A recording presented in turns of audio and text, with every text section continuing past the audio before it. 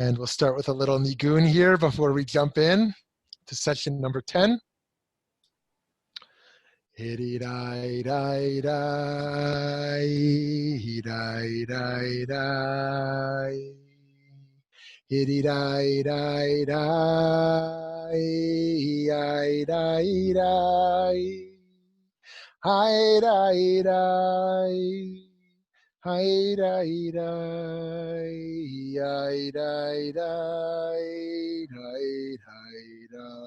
This is called Hanashama Lach, that my soul goes to you. Got it?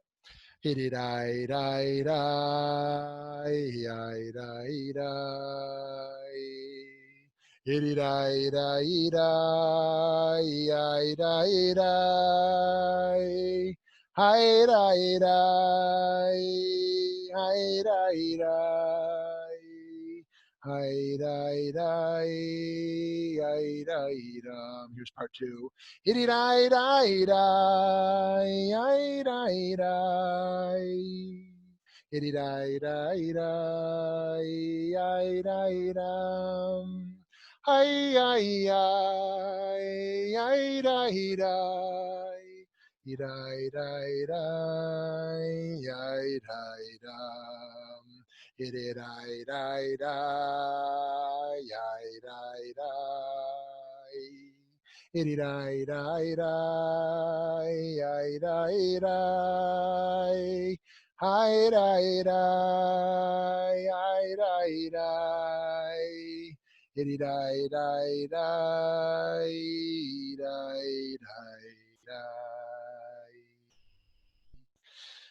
Shalom, friends. Thank you for joining. Oh, yes, if we can set it up so everyone can see each other. Actually, oh, no, we'll do that in the conversation mode. We're going to start off with the slideshow, and then after the slides, then we'll move where everyone can see each other. So, friends, thank you for joining. Happy Tuesday to you. Hope you had a nice Labor Day. We are at session 10 now of the melachot. And today, for session 10, we're going to talk about lush, kneading. I'm sorry about the time change again. Next week will be the last session at 11 a.m. Pacific, and then we'll go back to our 10 a.m. I know we lost a number of folks who could only attend the 10 a.m. who are listening to the recording, and we'll get them back hopefully next week, and hopefully we won't lose any of you, although Barbara, I know we're losing you because you could only do 11. So the 10th malacha of lush is kneading. How many of you have ever kneaded dough? Anyone ever kneaded dough here? Okay. This is the first prohibition, which is distinct from the other melachot that we've already looked at previously, because in the previous weeks, we looked at melachot that share the characteristic of differentiation, separating objects to make them smaller. Lush, however, changes the paradigm. Now the malacha is about joining together smaller items into one larger mass. Lush was done in the Mishkan, in the tabernacle, to produce the lechem hapanim, the showbread, and to produce the dyes by mixing ground herbs and water into a paste. When we talk about lush, typically the discussion is in regard to the process of mixing flour and water to make dough, or making a thick salad dressing, for example. But obviously lush goes well beyond food as well, extending to other realms such as hair braiding or mixing sand or dirt with liquid. Now, in reflecting on the spiritual nature of kneading, one might think about the process as joining together the physical and the spiritual. Flour is clearly a physical, material object. Water, however, in Jewish thought, is Torah, the spiritual dimension, right? Mayim is Torah, constantly shared that way. Both Miriam is the guardian of Torah because she brings the wells of water, and the power of the water to sustain the world, the power of to create the world and to create life through water, or the idea of the fetus who has mastered the Torah and then with a little strike under the nose forgets all of that Torah as the fetus is leaving the water. The Talmud articulates the metaphor beautifully as it says, there is no water other than Torah. That comes from Bava Kama 82a. There's no water other than Torah. Anytime the Torah mentions water, it means Torah. So when kneading, or even when eating bread which has been kneaded, one might reflect on our power to elevate the physical towards spiritual ends. One might suggest, at least one explanation of all of Judaism could be, it is to intertwine the physical and the spiritual, or to elevate the physical with the spiritual. That is our relationship to holidays, to brachot, to various things we do, such as sexual relations, anything we engage in, which can be merely physical, elevated to a higher spiritual end. To think about kneading invites us to focus not only on the process, but also on the people who effectuate the process. Due to the laborious nature of kneading, we can turn our consciousness toward the workers, whether it's someone working in the home or someone working in a factory. We can remind ourselves of the story of Rabbi Yisrael Salanter, where in Buber says it's actually not Salanter, it's Rabbi Levi Yitzchak of Berdichev, but it's most commonly told of Yisrael Salanter, the founder of the Musar movement, and how he taught his students that the most important thing to check in the matzah factory was not the ritual kashrut, but how the women kneading the dough were being treated. Again, we've talked about this before, the idea that the matzah is not kosher because the women were being mistreated in the work. Now here's an awesome passage in Bereshit, in Genesis, where kneading comes up. I think it's probably the first time coming up. I can't say that with certainty, but I can't think of another time. So I think it's pretty safe to say. Here we go. Abraham and Sarah, the famous case at the tent. Abraham just had his bris milah. He just had his circumcision, his brit milah, and now he is being visited by God, the hachnasat orchim, the hospitality, and the bikur chalim, the visiting the sick. And now he's going to extend the hachnasat orchim to the angels or to the Arabs, whoever these three people are. Here's what it says in Genesis 18. God appeared to him, to Abraham, in the plains of Mamre while he was sitting at the entrance to the tent in the heat of the day. He lifted his eyes. Now, the commentators always say that phrase means prophecy. Lifting of the eyes in the Torah means it's a prophetic moment. So Abraham lifts his eyes, and there were three men standing before him. Abraham saw them, and he ran to greet them, even though he's still in recovery. He ran to greet them from the entrance to the tent and bowed toward the ground. He said, "My Lord, if I have found favor in your eyes, please do not leave your servant." So he experienced, okay, so here's the other cool thing here, just as another tangent. This is another case where Ben Adam L'Chavero is more important than Ben Adam L'Makom. That means ethics is more important than our God-human relationship. Why? Abraham is in conversation with God, and then he leaves the conversation with God to greet these three people, right? He lifts up his eyes, prophetic moment. He sees the three people. He leaves the presence of God in order to go reach out to these three people. And I think about this all the time when I'm trying to pray at home and my children are pulling at my legs and asking for stuff. And, you know, what does it mean to break the God consciousness for, I guess you could say, a different kind of God consciousness, the human response. So, okay, here we go. Take some water and wash your feet, Abraham says, and rest under the tree. I will fetch some bread and you will satiate yourselves. Then go on, inasmuch as you have passed your servant's way. They said, do so just as you have said. Okay, now let me give another tangent before we keep going here. It's very interesting that he says, wash your feet. Why would he say wash your feet? That's very strange. In Judaism, we have wash your hands. Muslims have wash your feet, but Jews don't wash the feet as a religious practice. You could say this is something like cleaning up to come in. It's comfortable, it's hygienic. You know, wash your feet. People don't have closed shoes like we have today. There's all kind of explanations you can give, but here's my explanation here. That famously at Sodom and Gomorrah, Sodom and Amorah, where they hate the stranger, Abraham hears the stories as recorded in the Midrash that they would cut off the guest's feet in order that the guest could fit in the bed. And Abraham wants to go to the opposite extreme. When you see evil of one extreme, you run to the other extreme of chesed, of kindness. And so you see the extreme of them cutting off guests' feet. Abraham, for some strange reason, goes the opposite extreme. He says, wash your feet, wash your feet. As a guest, we care about your feet. We're going to take care of you. So that's my explanation I've been kind of grappling with over there. Okay, paragraph 3.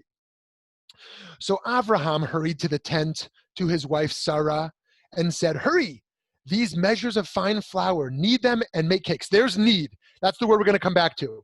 Again, Abraham says to Sarah, knead them and make cakes. Then Abraham ran to the cattle, took a good tender calf, and gave it to the youth who hurried to prepare it. He took cream and milk. Now here's a good other conflict, because there's a number of cases in Bereshit that don't seem to follow the laws of kashrut.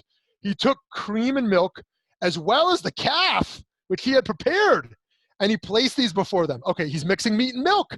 That seems to be against the Torah's law over there about not mixing meat and milk. So what's going on over there? So he stood before them under the tree and they ate. Okay, thank you. Okay, so this is very interesting. I love this passage. There's so much to grapple with here, but I just want to look at the one word, need. Hurry, he says to Sarah, to his wife. Hold on, go back for 1 second.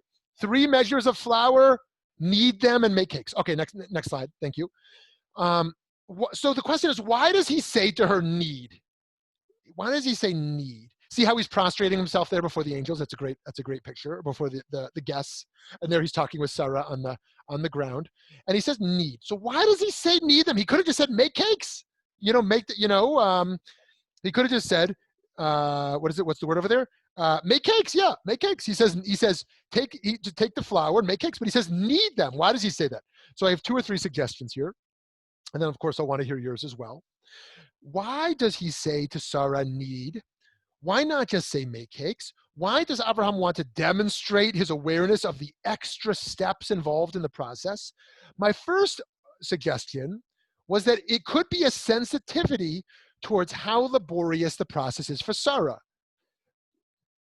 Right? He could have just said, make cakes. But by saying, hurry, hurry, hurry, knead them and make cakes, he's saying, I understand you have to hurry because we want to be quick, but I also understand how much work is involved. I'm going to mention the kneading to say I understand that kneading, the most laborious step, is involved here as well. Maybe Abraham is acknowledging that Sarah would be kneading the dough from which she would need to make these cakes to make clear to her that he recognized he was asking a lot of her. He requested that she hurry to undertake a difficult task because of her love for him and for their commitment to this mitzvah and her respect for the strangers. And in this way, we might actually imagine Abraham talking in this manner because he wanted to honor her work by acknowledging the extra step involved here. It's one thing to say, go to work and go make us go get the money we need for home. It's another thing to say, go to work and you're going to have to do this and you're going to have to do that and you're going to have to do that, to understand how difficult that is. Okay, that's the first suggestion. Second suggestion, by mentioning the necessity of kneading the dough, Abraham also commented on the status of the strangers for whom he and Sarah were preparing a meal for. He wanted to ensure that the strangers would be honored with bread of a high quality, even though he didn't know them or their mission. He wanted to give them the best simply because they were hungry and in need. Yes, they had to hurry to get them food quickly. They must be hungry, but also don't give them cheap stuff. Make sure it's properly kneaded so that it's fine quality. The process of kneading has to do in part with making dough even and uniform.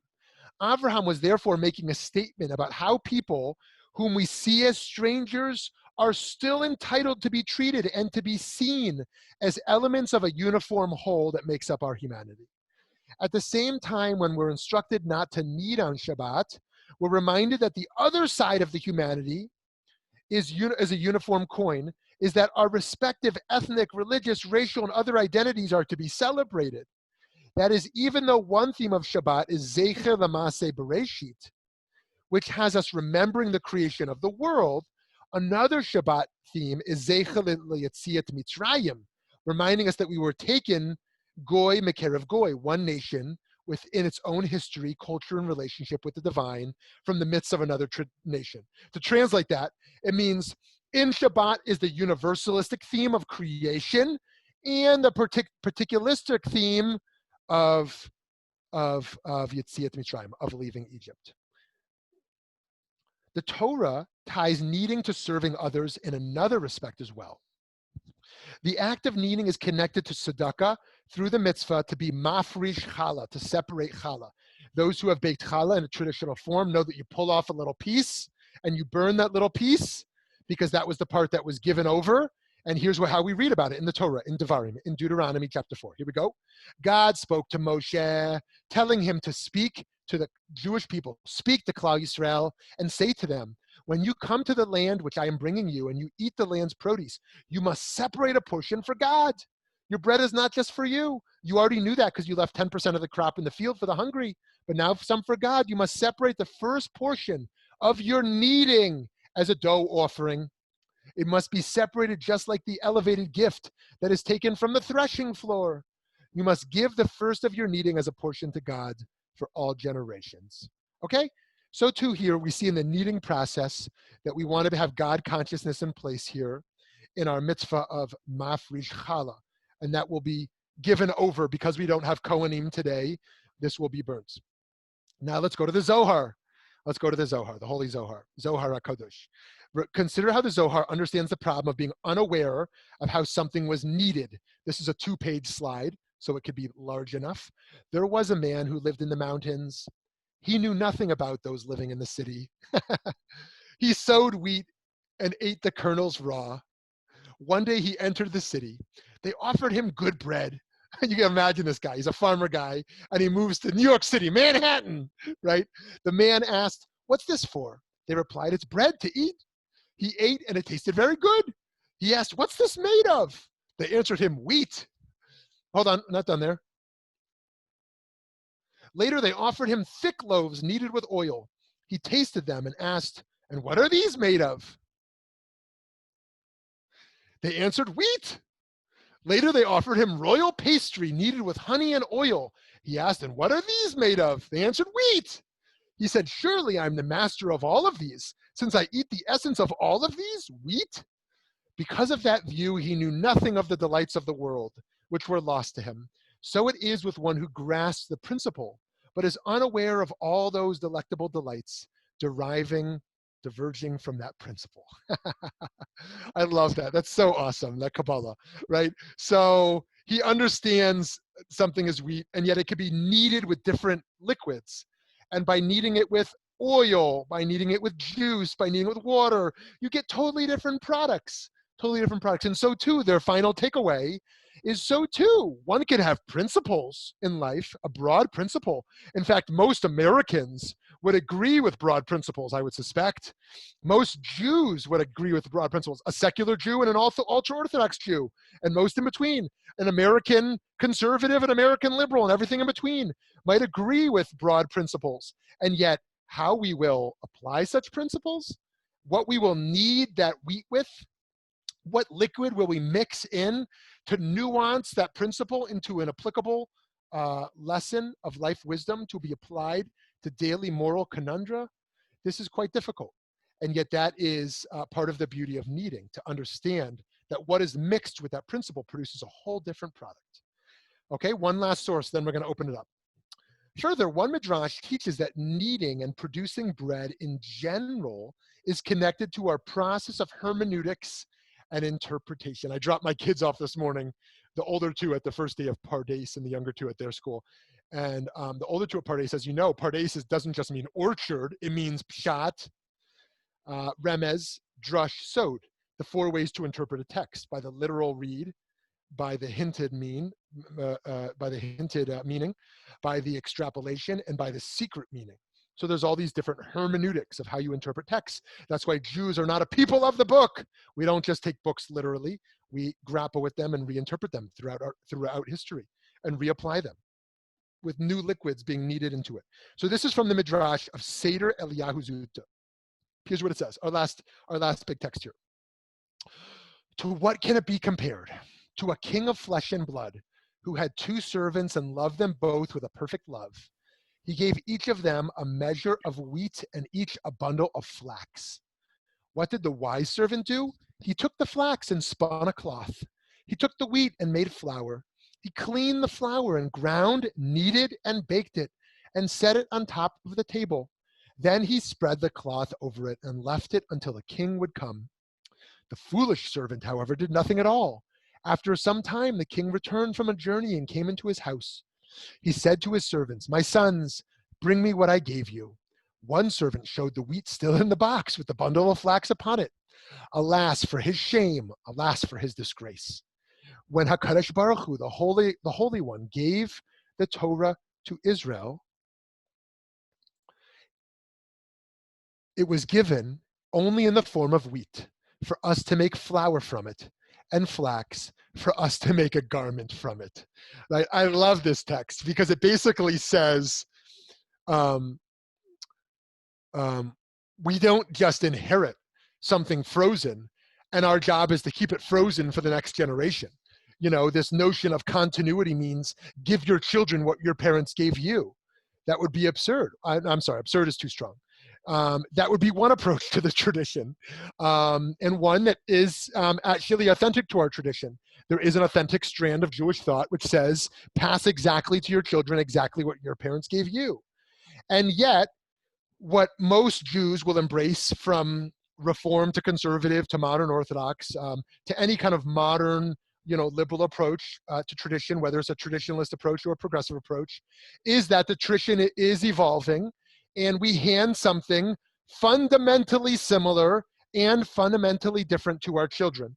And that is because our tradition does not exist outside of time and outside of culture, but encapsulated within culture and encapsulated within time, temporality, and spatial existence. And thus, the Torah is constantly reinterpreted based on our traditional hermeneutics and based upon our progressive leanings towards moral relevancy and spiritual relevancy.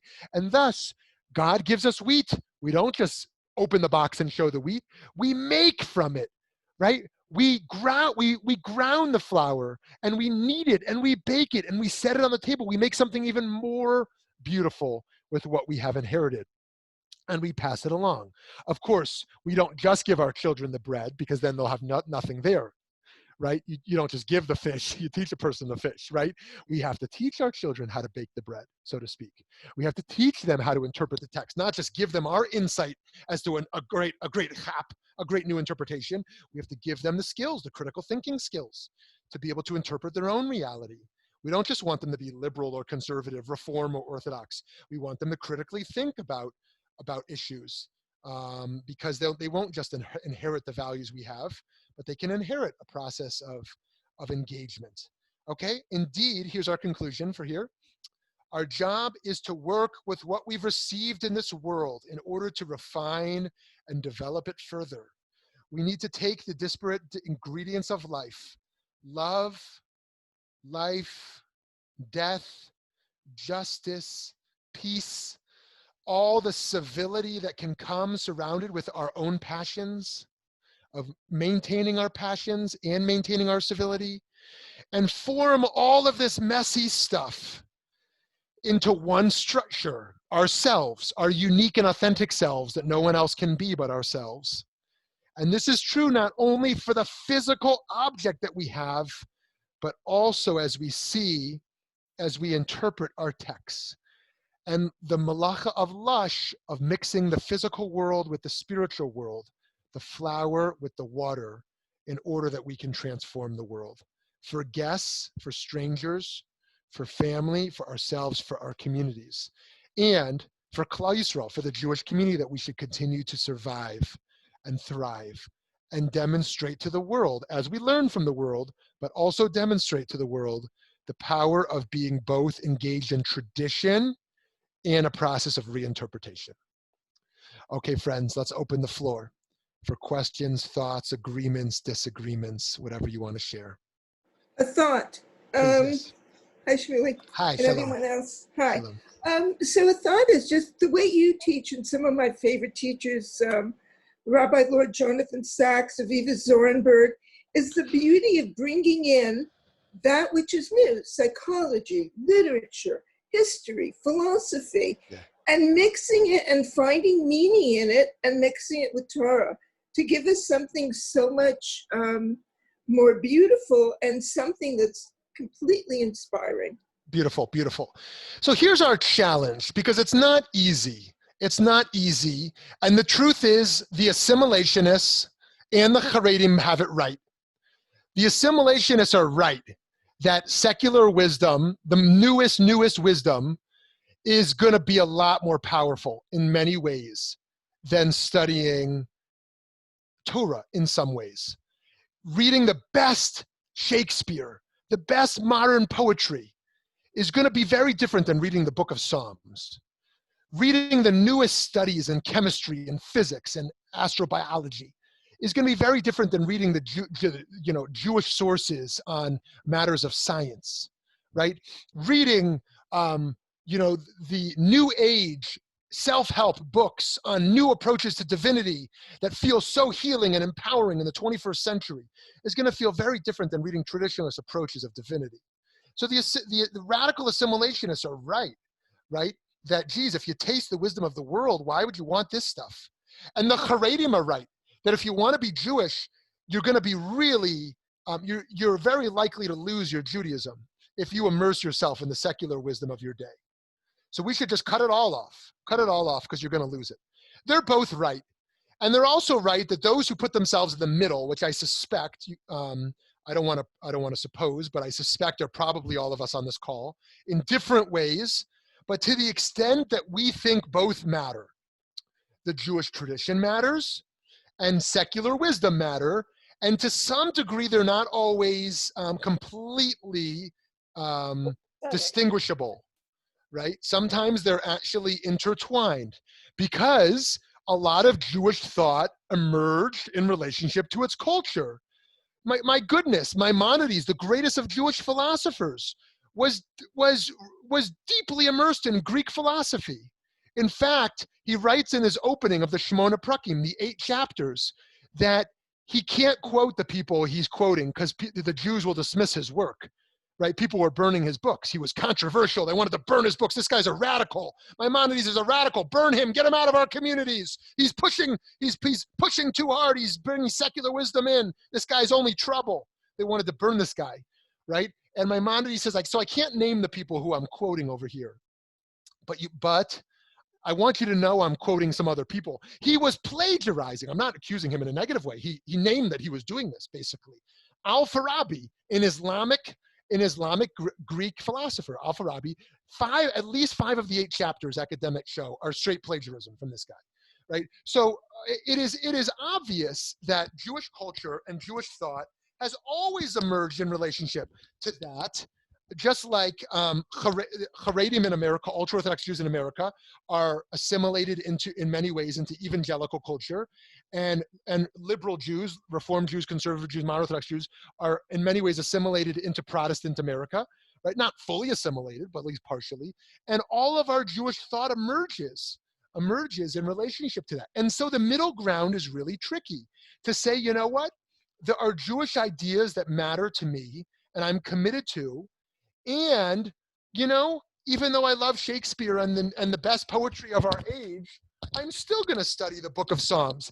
I'm still interested in what Judaism adds to my relationship to science. Let me make a plug here that VBM is launching a Science and Judaism series this year. If you know scientists, let them know. We're launching a series of scientists who are going to share their wisdom in relationship to Jewish thought this coming year. I'm very interested in that. And so there are some realms where I think Judaism is more advanced than secular wisdom, no doubt. If we look at things like business ethics, if we look at notions of law, if we look at ethics of speech, there's all types of realms. If we look at how we think of holidays, not merely as, did you get the turkey on the table? Right? I'm not denigrating any approaches, right? But actually there's a whole lot of nuance. You've probably seen those jokes as to how does a Jew cut a turkey for Thanksgiving? Well, what size should I cut it? What knife do I use? And what hour do I cut it at? And what hour do I have to stop cutting the turkey at? Right? And what sauce do I put on? And where can I buy the sauce from? And right? And who's the person who cuts it? And is this person allowed to cut it? And so there's all these different funny things. So, but anyways, this middle ground, which you brought up here, Lauren, is very powerful. And here I think that I might be wrong. Not everyone is actually prepared for that integration. Not everyone wants to live a life of intellectual struggle. That's how I understand Judaism. There's no perfect answers. It's a lifelong struggle to understand and to grow. And some people don't want that. They want faith to be comfort. And so they can be an assimilationist where they basically come to simple answers. There is no God. There is no revelation. There is no relevance to this. This is all backwards. Throw it out because I want just something that's going to comfort me in my spirituality, not all this messy stuff. And someone can be Haredi and say, look, I want to block out the outside world because it's too messy and also there's too much lies there. It's too many mistruths. But and I think those approaches can be okay. I'm not saying let's do kiruv, let's make every secular person religious, and also let's not rage on the Haredim. If they want to be ultra orthodox, let them be. You know, we don't need to persuade them not to be. Let them, because hey, I mean, I wish better for the young girls who don't get an education and a whole bunch of other things, and you know, they will have their process of change as well. But let them be. The whole now this middle ground is where I want to be. I want to be in this place where we're gonna grapple, and we're gonna study science and literature, and we're gonna read you know, the messiness of politics and try to convert Judaism into politics and try to say what are the limits of how Jewish values speak to this political moment and how they don't. And that's what Judaism is. It's alive. It's alive. It's alive in business ethics. It's alive in our homes and how we build our homes. It's alive in our speech. It's about everything. It's about how we vote. It's about how we use our money. It's about how we relate to strangers. For me, Judaism is about everything, and so I can't pick and choose as to where it goes and where it doesn't go. It's alive. So thank you for that, Lauren. Thank you for that. That's a long-winded vent from my part. Shmuly? Yes, hi, Cheryl. Cheryl, please. Oh, yes, okay. Eileen, you're on the screen. Eileen and then Cheryl. AJ, can we move where we can see everyone on the screen now? Eileen, please, go ahead. When Abraham says to Sarah to knead, to me that means that there's leavening used, because if you put flour and water together, you don't knead. I'm sorry, say that one more time. Okay, when you're baking, and if you have flour and water and you stir it together, you do not knead it. There is no leavening agent that would make it rise. You would be making a product that would be a flatbread. Okay, the fact that he says knead and make cakes indicates that there is an additional component being put in that flour and water. Oh, very nice, Eileen. Thank you. Good. So that's an extra layer there with Avraham and Sarah. That process is in fact needed. Yes, needed, and we see that also by matzah, the limitations on kneading. Right. And I apologize there. The problem on the screen was my fault there. I just forgot to hit the button. As you know, you can hit the button on top, or you can get everyone's picture onto one screen. It's that image that looks like the 9 dots, there. If you click that 9 dots, you have 101. Okay, Cheryl, we'll go to you, and then I see a few other hands as well. I just really enjoyed this. This is amazing. So much of what we do, or I shouldn't say we, because I shouldn't speak for anyone but myself, is in observance or paying attention to Jewish traditions and things is automatic. If you know, so to speak, it's on automatic. You do it. Okay, it's Friday, we do this. Right. It's Saturday, we do this. It's Friday, we do this. Right. But I just loved how you put it, that you know, and it goes along with what everybody else is saying too, insofar as the middle, that you can do things because our tradition tells us this is what we need to do at this time. But then there's, like you said, or somebody said, food for thought too, that more goes into it. And just to follow up with what Eileen said, I'm picking number 2 as for the reason that he said, hurry, hurry, hurry, which means hurry and take care of our guests because they must be hungry and tired. Because I can personally say that I wouldn't like it if Stan said to me, I know that you have to go to work and you have to do X, Y, and Z. I don't want him telling me what to do. So anyway, my side says I pick number 2. Right. Okay, very nice, very nice. So Cheryl didn't find my first argument compelling, that it was more sensitive to name all the things that are involved. Here, maybe if I state it like this, like, maybe if I stated in rather than a listing of tasks, but as a sensitivity, I say Shoshana. Those of you who know me here, you know my wife's name is Shoshana.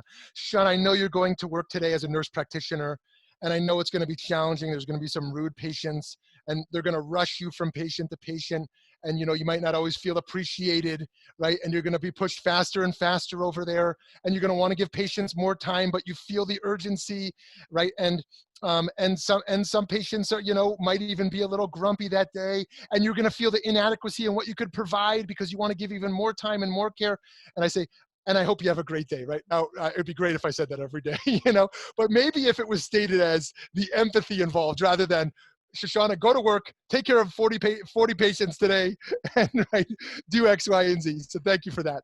And Cheryl, the other thing I want to say there is, I think that, one of my rants is that we make Judaism for children instead of adults, right? That Judaism is infantilized, and the reason it never is relevant for a lot of adults is because they still have a childhood version. But the second reason is because even as adults, we hold on to an idea which is powerful rather than a process of continuing to evolve those ideas.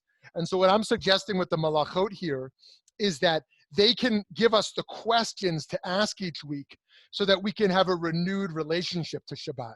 When I think of kneading, what is my relationship to the physical and spiritual this week? What is my relationship to guests this week? What is my relationship? Well, really to all these things that we raised here. My relationship to the secular and the holy, as we talked about as well. And so, so I appreciate you saying that about doing things on rote, because I really think it's not sustainable. It's really not sustainable to do things by rote. Yes, okay, I think, who was next here? Yes, hi, yes, Andrea. So I have two comments. First of all, about that passage from Genesis, which I happen to love. As soon as the word ugot was used rather than lekan, it's kind of a coded word. Ugot in that culture denoted a ceremonial cake. In fact, there's a whole body of feminist study that interprets that as, up until the Second Temple times, the prophets were railing against the women that were making ugot for the Queen of Heaven. They were ceremonial offerings, so that immediately denotes it's a different level of bread. So beautiful. Writes about that. So that right away. Very nice. Sorry, my voice. The second. All good, yeah.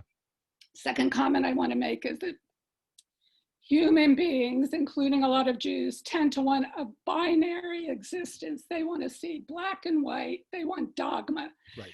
And in fact, the Torah, the second tablets were given with the oral Torah. So even a couple of weeks ago in Eruvin in the Daf was talking about the infinity of the oral Torah, that the tradition continues, and that's, we continue to unfold it. I mean, look at sexuality. Right now we're being opened up to the spectrum of sexuality, and a lot of them we're struggling with that in the tradition, how to address it. We're struggling with it in the culture. But that's coming from the times that we're in, and it demands that we go back to Torah and, try to develop a moral responsibility with dealing with that. So the Christians want to look at the Old Testament, quote, and say, this is the way it is. Look at that line in Tavo or Kisetzeh. But in fact, we pick up on that and look at commentary and struggle with tradition to develop what is the infinity of Torah. Very nice. Very nice. Thank you for that. I think that's exactly right. Yes. And Barbara, will come to you next. That infinity and that Torah Shabbal Peh, keeping it alive and constantly in motion. And I think also that would enable us to bridge the gap between denominations as well. That if we understood that we're going on different paces. I know many of you might relate to non-denominational Judaism, whatever the case is, but going with a framework that might still be helpful, that we have Reform and Conservative and Orthodox and Renewal and Reconstructionist and so on, that we are all, each denomination is involved in a process of Torah Shabbal Peh, of reinterpreting, and there's different processes and different paces involved, but everyone is doing it. No one can say they're not reinterpreting. In fact, the Haredim, the ultra-Orthodox, and again, I'm not picking on them. I'm actually trying to do the opposite. I give a charitable read as to saying that they have the right to be as they are, and they're even doing something authentic. But they, in adding new stringencies to their practice, are also reinterpreting. Those stringencies weren't there. This idea of wearing black and white, this idea of wearing a shtreimel, wearing a fur hat, this idea of wearing a wig, things like this. These aren't ancient Judaism. they're also reinterpreting and retranslating. And that's fine, that's fair. Just like as Reform or Conservative or Modern Orthodox, there's reinterpretation, right?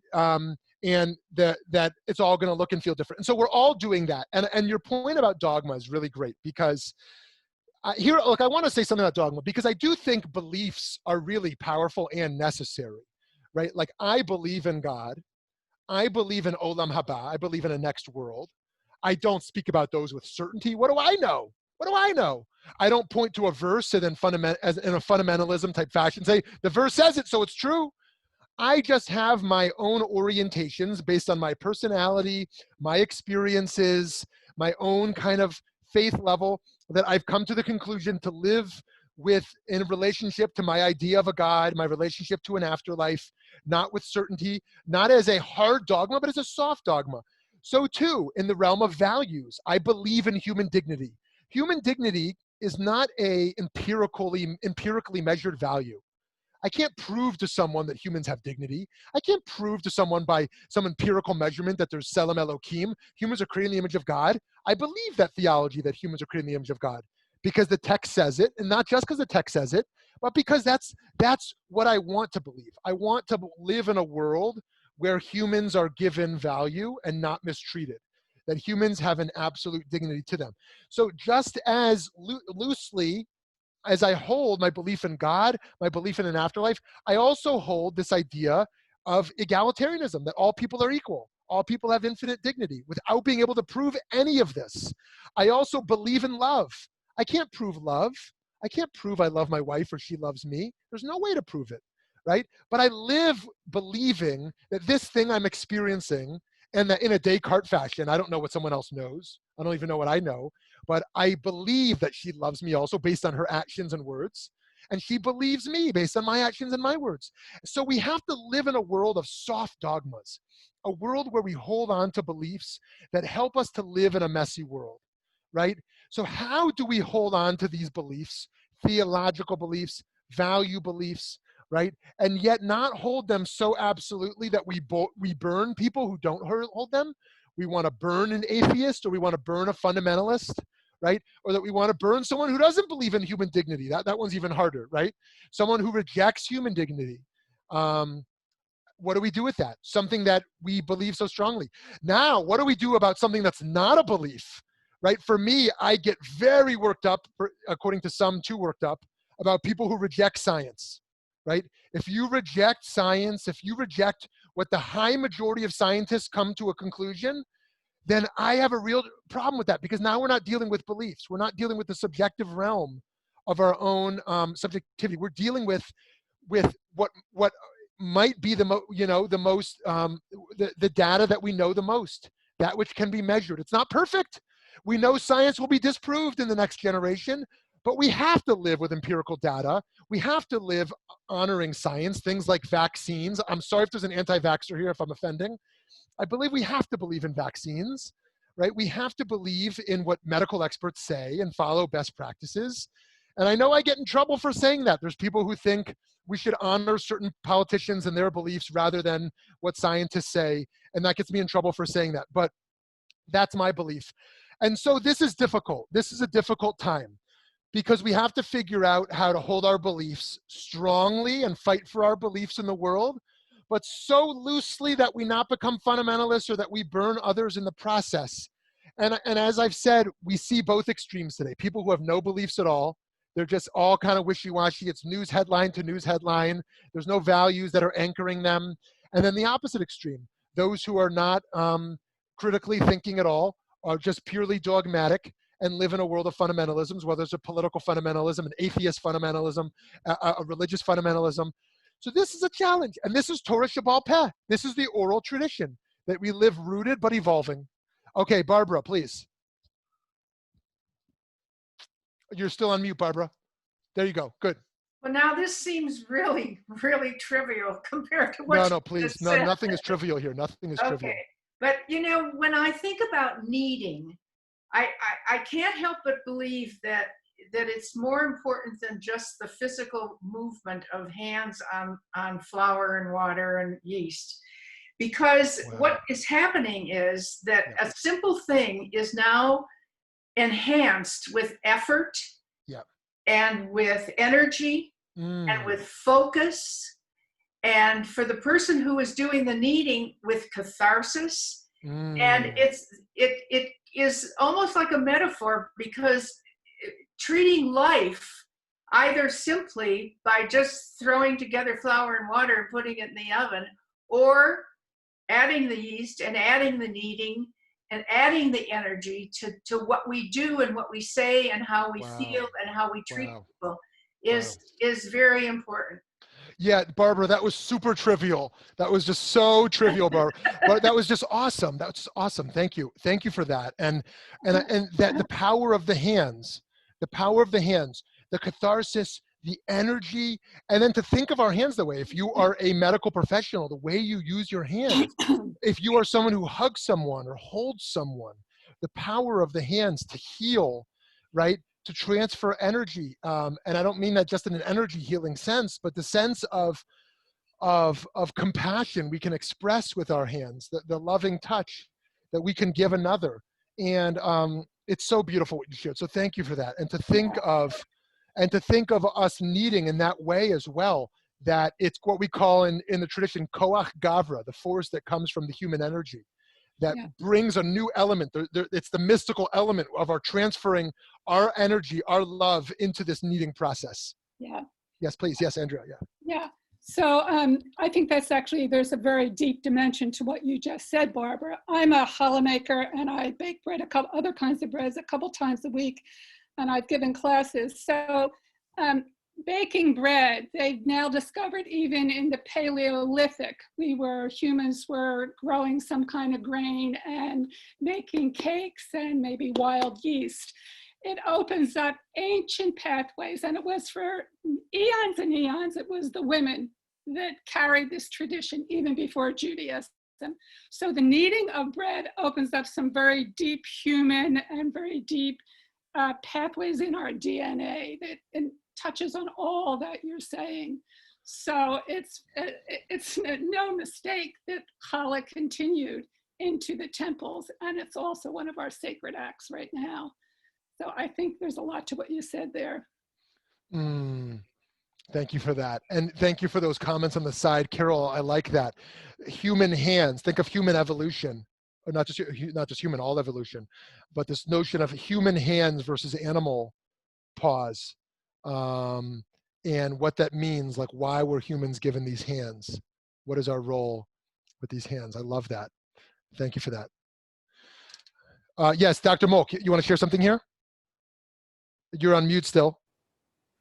Hello, everyone. Hi, Rabbi. You know, I was very struck again by something you mentioned about being in the middle. You know, on the one hand, the ancient Torah teachings, and on the other hand, all the new modern day learnings that are just blow your mind on a daily basis. But yet I find this both upsetting yet utterly wonderful. You know, it's the lifelong learning concept in Judaism, and this is when we bring in not just, am I an American first, or am I a Jew first? Right. Or am I a Zionist first? Right. Or am I a hybrid of the three? Right. Clearly, most of us are some form of a hybrid of the three in our Jewish identity. You also mentioned something about assimilation, and I just rewatched the other day Fiddler on the Roof. And again, I'll never forget the scene when Tevye is talking to his one daughter who is involved with a Cossack. And he says, on the one hand, on the other hand, and then he says, there is no other hand. So traumatic, you know, about where is the give and take in Judaism? Where is it okay to cross a line? Right. When is it not okay to cross a line? And it's so hard to actually find a common ground within ourselves and within others. I just thought I'd add that little piece. I love that. Thank you. Thank you so much for that. You know, there's this, forgive me if you've heard me say this in the last few weeks. I said it somewhere a few weeks ago. I can't remember where, but there is this, that was really powerful. this Hasidic story about two folks lost in the dark forest. And the truth is, I could say it to myself each day, and I find it helpful. And they finally stumble upon each other, and they're so thrilled to have stumbled into the other. And they say, "I'm so happy to have found you all alone in this dark forest. I've been terrified." They say, "Now you must know the way out of the forest, out of this dark forest." And the other one says, "I don't know the way out." And the first one says, "I also don't know the way out." But they both say, "But we know the path we walked on is not the way out. So let's walk together, knowing that we both know a path that's not the way out." And so that's the best we have to some degree, is to try to walk through a dark forest without answers, but walking together in that. And this tension around assimilation, around us, yes, exactly, holding multiple identities. You know, as you said, American, a Jew, a Zionist, there's all these different identities. Maybe someone here is queer, maybe your liberal or conservative identity is really strong. Maybe if you're a person of color, that's a really big, strong part of your identity. Maybe your age means a lot to you. A teenager thinks a lot about being a teenager, a senior about being a senior. There's all these things we are, right? And all these things we're holding. And where does the Jewish piece, is that one piece among many? Where is it infused into all of it, right? And where is it indistinguishable? My humanity versus my Jewishness. Are those separate things, right? I'm a human being and I'm a Jew. I'm an American, I'm a Jew. Are those intertwined? And actually, is it true? Like some of us might say, actually, I don't have, there's that accusation of dual loyalties. American Jews, can they be trusted? Dual loyalties, which is an anti-Semitic, accusation that Jews can't be trusted. At the same time, right? I do feel loyal to Jews and to Americans, right? What does it mean to actually be committed to multiple things, right? I'm also committed to Africans. As an American, I'm not only concerned about Africans, I'm concerned about the welfare of Africa, right? Does that give me another loyalty, right? I'm concerned about humanity. I'm concerned about animals like in the Indian Ocean. So what does it mean to care about a lot of people and a lot of things? And I love that about there is no other hand. And I think one of the ways I think about Elul, moving towards the high holidays, is that we don't know the way out of the forest. We are merely riding on a bike or motorcycle, right? We're all in different stages of life. Some of us might feel like we're on a vehicle going 100 miles an hour. Some of us might feel like we're going slower these days. We're going on a 5 mile an hour bike, right? We're all in different life phases right now. But the question is not, how do I get off the bike, right? That's death, right? The question is, how do I realign the direction of where my bike is going, right? How do I fill my tires, maintain my bike, my motorcycle, maintain what I'm riding, make sure I'm riding next to the right people, riding in the right direction. And there is no right direction, but realign my path. And so there is no other hand is such a funny thing. And the truth is, in many things in our life, there is no other hand, right? There are things in our life we will have to say, this is an absolute. What would it like to live life without absolutes, right? There have to be things in our life that are absolutes. And yet there's other things we have to hold much more loosely, where there is another hand. There is another hand. And that's really difficult. That's really hard to do. And that's what it means to be in a family, what it means to be in a community, what it means to be in a tradition. That's going to be more dialectic. There's going to be a back and forth. It's not just one absolute. And so we're all kind of navigating those tensions. But the last thing I'll say about that, and then we have time for one more person, is in preparing for death, as we all do, preparing for death, we prepare to let go of even our absolutes, right? Maybe you're someone who checks your finances once a day, maybe 3 times a day. Maybe you're someone who calls a person once a day. Maybe you're a person who does certain health practices, like take a walk. When we are getting ready to die, we let go of even those things we hold absolutes, right? All we have left is what's within us in that moment, right? Our faith, our beliefs, our emotions, maybe the people around us. But even in a coronavirus time, that's one of the most tragic parts, is people dying alone, right? And so we prepare for a world even where we have to let go of everything. We lose control of everything. Okay, let's take one more person before we wrap up.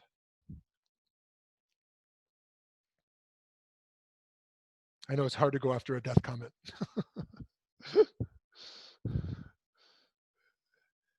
Anything from Eddie, from Cody, Avital, Susan? Who else do we not hear from yet? Okay. So let me give another 30 seconds of silence, and otherwise I'll move to our concluding thoughts here. Yehuda?